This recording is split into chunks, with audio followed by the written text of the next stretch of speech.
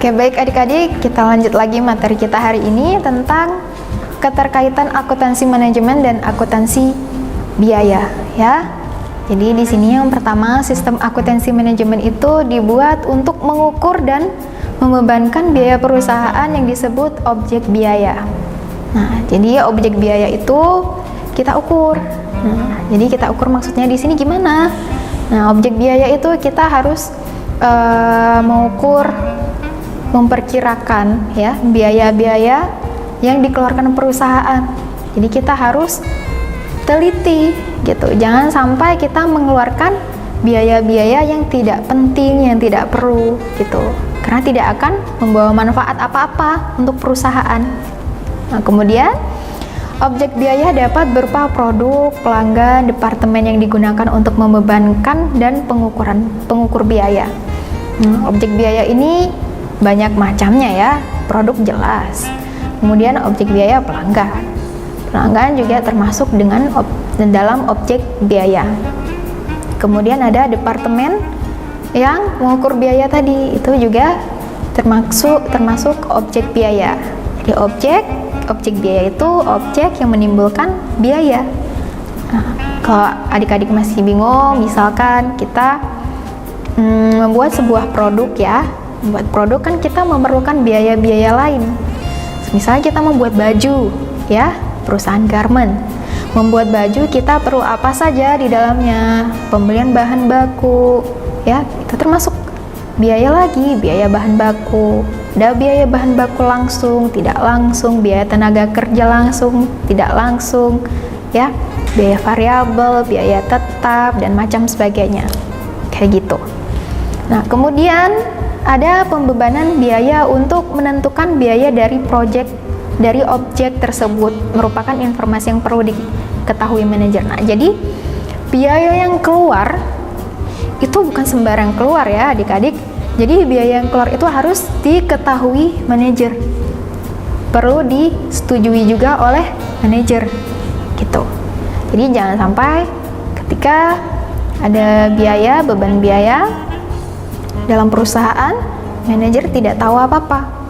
Jadi ketika manajer memberikan informasi, dia tidak tahu ini uang yang keluar untuk biaya apa gitu ya. Jadi semua harus dicatat ya. Jadi harus diukur semuanya.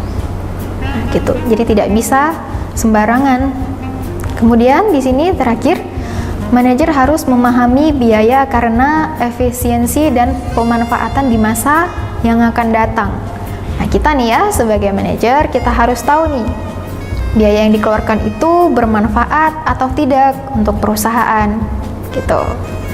Nah, jadi untuk manajer yang profesional, yang berpikir rasional, itu kita harus bisa melihat, oh ini biayanya akan bermanfaat gitu. Misalkan untuk perusahaan garment tadi, melihat biaya, kita melihat biayanya. Biaya apa saja? Tadi ada bahan baku. Pembelian bahan baku, misalkan kain atau kapas.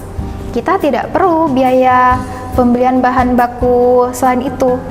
Nah, misalkan ada manajer yang tidak tahu nih, beli bahan baku, misalkan besi gitu ya. Ya, untuk apa besi? Gitu.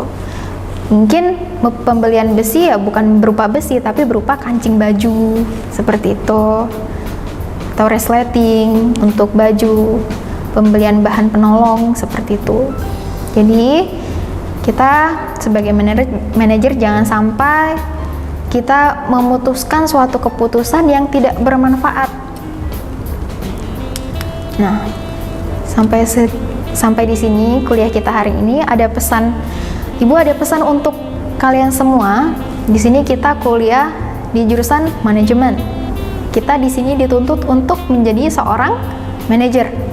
Nah, tanamkan di dalam diri kalian adalah calon manajer di masa depan. Jangan terlalu berpikir, oh, saya belajar akuntansi manajemen kan saya bukan anak akuntansi. Kenapa saya harus belajar akuntansi manajemen ya? Nah, jangan tanamkan seperti itu. Kita butuh belajar akuntansi juga karena kita yang akan memutuskan, kita akan melihat informasi-informasi yang disampaikan oleh akuntan tadi untuk kita. Seperti itu. Terus, kita sebagai manajer juga, kita jangan sampai memutuskan keputusan berdasarkan emosional. Jadi kita harus rasional, kita harus membedakan ya antara yang logis dan tidak logis. Nah, biasanya ada manajer perusahaan memutuskan keputusan berdasarkan emosi saja. Nah, itu tidak baik. Nah, tidak baik untuk perusahaan, pemegang saham, karyawan, dan lain sebagainya. Jadi, kita sebagai manajer harus pede, harus memutuskan suatu keputusan yang tentunya keputusan itu berdasarkan informasi-informasi yang valid, ya. Kemudian kita putuskan berdasarkan pikiran kita yang rasional. Nah, semoga kalian kedepannya bisa menjadi seorang manajer yang hebat, adik-adik, ya. Terima kasih telah mengikuti mata kuliah saya pada hari ini.